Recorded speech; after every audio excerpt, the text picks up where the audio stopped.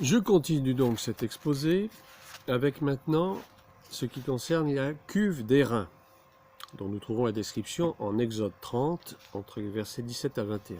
Donc la cuve d'airain était fabriquée avec les miroirs des femmes juives et qui se trouvait entre l'autel des sacrifices et le lieu saint. Il n'y avait pas de mesure particulière donnée pour cette cuve. Elle n'était là que pour les sacrificateurs afin de leur permettre de se laver. La cuve d'airain a quand même une double application spirituelle dans nos vies en tant que chrétiens nés de nouveau. Premièrement, elle parle d'être lavé et purifié par l'eau de la parole. Paul le dit en Éphésiens 5, 26, afin de là l'Église sanctifiée en la purifiant et en la lavant par l'eau de la parole. Tout comme les sacrificateurs ne pouvaient pas pénétrer dans le lieu saint avant de s'être lavés par l'eau de cette cuve, nous ne pouvons pas entrer spirituellement dans le lieu saint, et le lieu très saint, plus forte raison, et s'avancer plus près de Dieu, à moins que nous n'ayons été déjà au préalable lavés donc par la parole de Dieu. Lorsque Christ a lavé les pieds de ses disciples, après leur dernier repas pris ensemble, et que Pierre lui a dit qu'il ne lui laverait jamais les pieds, qu'est-ce que le Seigneur lui a répondu avec une certaine fermeté? « Si je ne te lave, tu n'auras point de part avec moi. » Jean 13, 8. À moins d'être lavé quotidiennement par la parole de Dieu, nous n'avons aucune part avec Christ. Étant fabriquée donc avec les miroirs des femmes hébreux, cette cuve d'airain nous parle du fait que la parole est comme un miroir. Et c'est ce que nous trouvons en Jacques 1, verset 23. Elle nous révèle ce que nous sommes et ce dont nous avons besoin. Elle nous montre qui nous sommes vraiment et elle met en lumière nos intentions cachées. Quand un Israélite s'approchait de la cuve, il y voyait sa propre réflexion, sa propre image. Et nous savons que la parole de Dieu sert à diviser, à séparer l'âme de l'esprit dans nos vies et qu'en même temps, elle nous lave. Deuxièmement, la cuve parle également de baptême, le baptême d'eau, qui est une des doctrines fondamentales du christianisme. Hébreux 6, versets 1 à 2.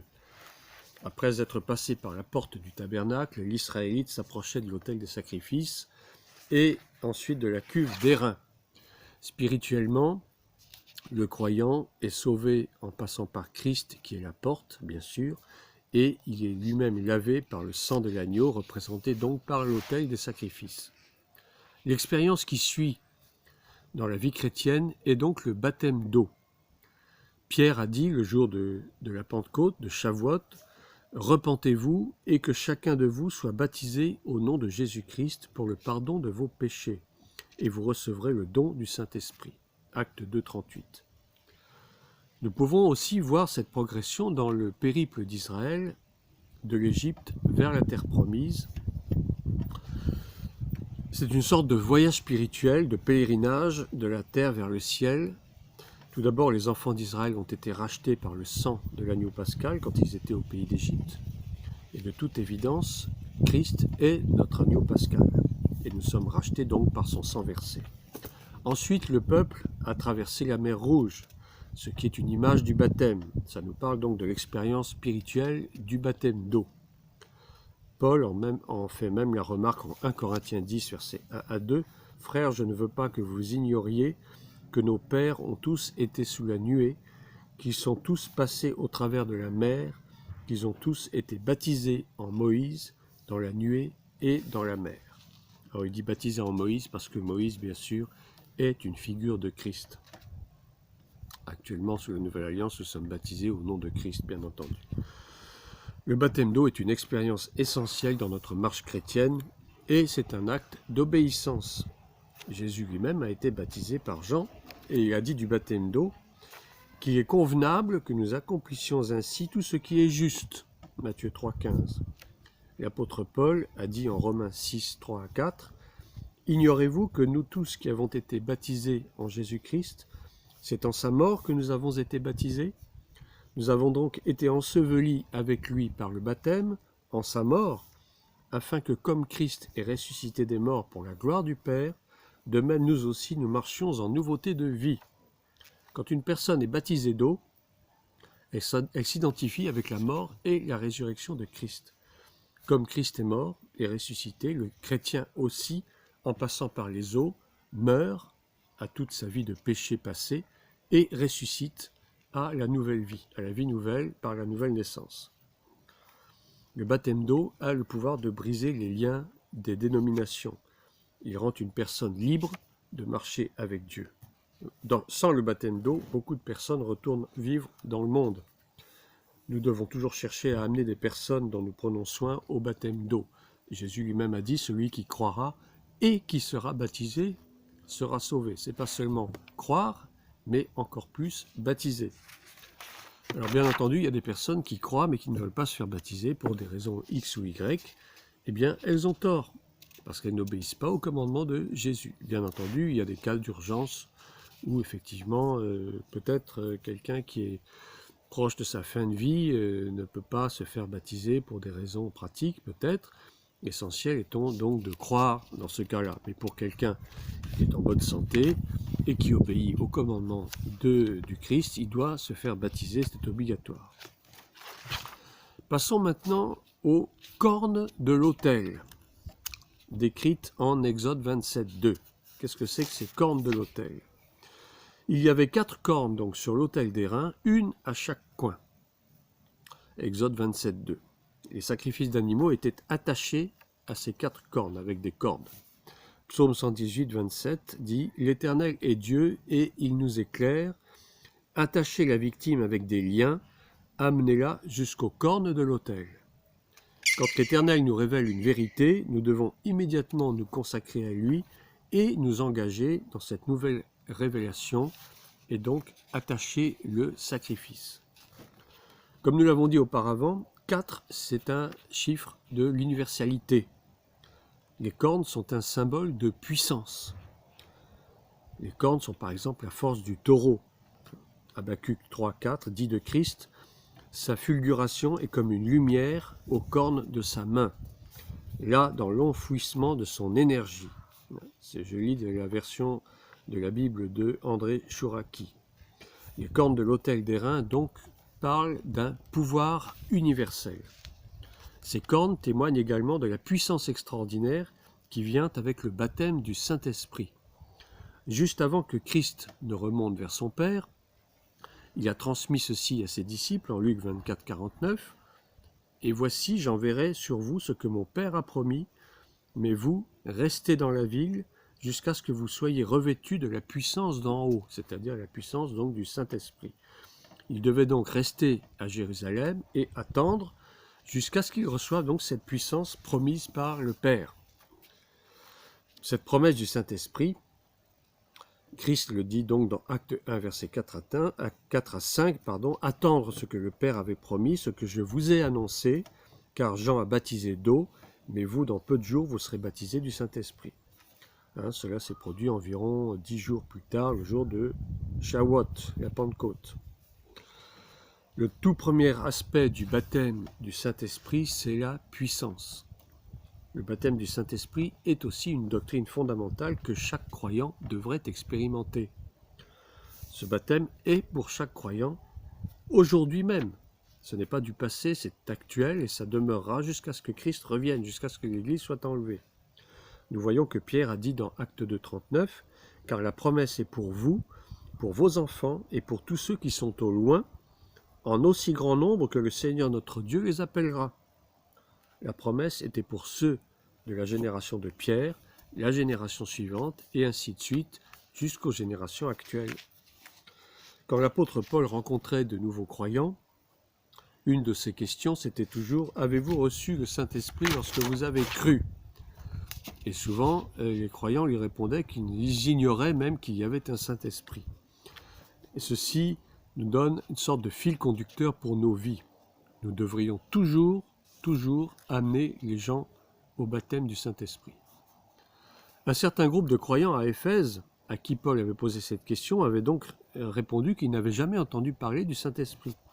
Par conséquent, puisque ces croyants étaient sauvés, mais pas remplis de l'Esprit, le baptême du Saint-Esprit était de toute évidence une expérience nécessaire à leur salut, quoique subséquente plutôt à leur salut, est différent de notre expérience de la nouvelle naissance. Tous les croyants, effectivement, ne sont pas baptisés du Saint-Esprit. Le parler en langue en est une expérience initiale, ou, si vous voulez, le premier signe visible, mais ce n'est pas la seule, et d'ailleurs elle n'est pas obligatoire. Il y a beaucoup de croyants qui sont remplis du Saint-Esprit, mais qui ne parlent pas forcément en langue. Ça pourrait faire l'objet d'un autre enseignement, et c'est souvent d'ailleurs sujet à polémique. Une fois que nous sommes remplis du Saint-Esprit, nos sens spirituels sont éveillés d'une toute nouvelle manière. Nous devenons en quelque sorte des candidats aux 9 dons du Saint-Esprit dont parle 1 Corinthiens 12, 7 à 11, après que nous ayons donc été baptisés dans le Saint-Esprit. Les 9 dons spirituels servent à l'édification du corps de Christ, c'est-à-dire donc de l'Église. 1 Corinthiens 12, 7 et 14, 12. Ces 9 dons spirituels sont donc la parole de sagesse, la parole de connaissance, le don de la foi, les dons de guérison, le don des miracles, la prophétie, le discernement des esprits, le don des langues et le don d'interprétation des langues. L'apôtre Paul a dit « Recherchez l'amour, aspirez aussi aux dons spirituels » 1 Corinthiens 14. Nous voulons que les dons spirituels soient bien sûr libérés dans nos vies, et alors nous pourrons amener d'autres vers ces mêmes dons. Ils sont tellement nécessaires pour que l'Église puisse accomplir tout ce que Dieu a en réserve pour elle dans les derniers temps que nous vivons. En tant que dirigeant chrétien, en tant que ministre ou futur ministre, que ce soit dans un domaine ou dans l'autre, nous pouvons amener ainsi d'autres à expérimenter ce que nous avons nous-mêmes expérimenté. Il est vrai qu'un dirigeant enseigne plus par son exemple que par ses paroles. Si nous cherchons Dieu pour une libération dans le domaine des dons spirituels, alors nous pouvons être utilisés pour amener d'autres dans ces mêmes dons spirituels de la même manière. Notre but ultime, c'est de passer par le voile dont nous parlions dans la précédente vidéo, afin d'entrer dans le lieu très saint. Mais tout d'abord, nous devons nous assurer que les gens reçoivent de bons fondements, et ces bons fondements, ce sont ceux qui nous ont été donnés d'après la description du parvis que j'ai faite tout à l'heure. Donc, en conclusion, dans le parvis, il y a 3 éléments principaux qui correspondent donc à 3 expériences principales de la vie chrétienne. Premièrement, l'autel des sacrifices, qui nous parle du salut par le sang de l'agneau, et qui implique la repentance, la métanoïa, le changement, changer de pensée, changer de direction, faire volte-face.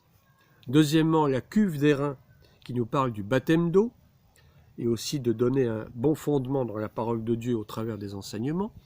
Et troisièmement, enfin, les cornes de l'autel, qui nous parlent du baptême dans le Saint-Esprit et des dons spirituels, donc qui nous accordent la puissance de Dieu en même temps que la sagesse, l'intelligence, le discernement. Dans le livre des Actes des Apôtres, Pierre résume le ministère du parvis. Le jour de la Pentecôte, quand des milliers ont été convaincus par sa prédication enflammée, ils ont dit « Hommes, frères, que ferons-nous » Ce à quoi Pierre leur a répondu « Repentez-vous, et que chacun de vous soit baptisé au nom de Jésus-Christ pour le pardon des péchés, et vous recevrez le don du Saint-Esprit. » Acte 2, 37 à 38. En tant que chrétiens, il est de la plus haute importance que nous ne stagnions pas dans ces expériences fondamentales, et indispensables certes, mais que nous progressions dans notre marche spirituelle vers la perfection et la maturité, c'est ce que je disais au début. Paul a dit ainsi en Hébreux 6, 1 à 3, « C'est pourquoi, laissant les éléments de la parole de Christ, tendons à ce qui est parfait, sans poser de nouveau le fondement du renoncement aux œuvres mortes, de la foi en Dieu, de la doctrine des baptêmes, de l'imposition des mains, de la résurrection des morts et du jugement éternel. C'est ce que nous ferons si Dieu le permet. » Cependant, nous ne pouvons progresser dans notre marche que par la grâce de Dieu et par sa grâce seule. Paul, encore lui, dit « Tendons à ce qui est parfait ». Et il ajoute « C'est ce que nous ferons si Dieu le permet ». Voilà. Donc, nous nous sommes un peu longuement, mais d'une façon, j'allais dire, un peu raccourcie quand même, nous sommes penchés donc sur ce parvis du tabernacle de Moïse. J'espère que ceci vous a apporté quelque chose d'important du point de vue spirituel et non pas uniquement du point de vue historique et descriptif. Je ferai d'autres vidéos à l'avenir sur la suite donc de la description de ce même tabernacle de Moïse et des implications, des liens et des significations spirituelles donc que cela peut nous apporter par rapport à notre vie chrétienne et à notre vie dans l'Église en tant que corps de Christ. Soyez bénis, shalom et à une prochaine fois.